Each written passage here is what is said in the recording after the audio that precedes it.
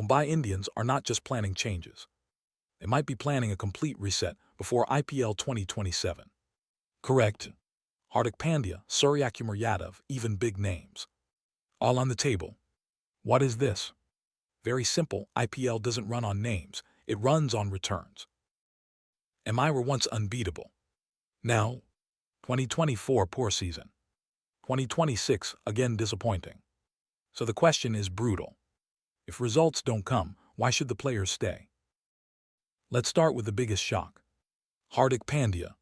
He came back as a blockbuster trade. He became captain instantly. But here's the twist. Captaincy didn't bring stability. It brought pressure. Now ask this.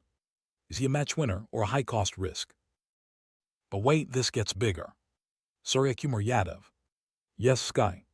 One of the most dangerous T20 batters in the world. Correct. But IPL logic is different. Because teams are now asking, is impact consistent enough for the price tag? And that question changes everything. Trent Bolt, limited availability. Deepak Chahar, injury concerns.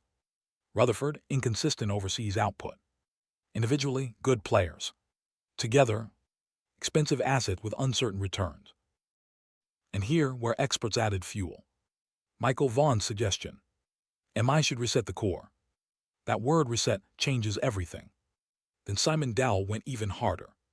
If Hardik is not captain, release him completely. Think about that. Not bench.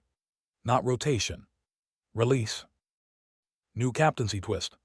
Option 1, Sky calm experienced. Option 2, Tilak Varma future face of MI. Option 3, Bumrah pressure specialist leader. But each option changes the team identity. So the real question is not, who will MI drop?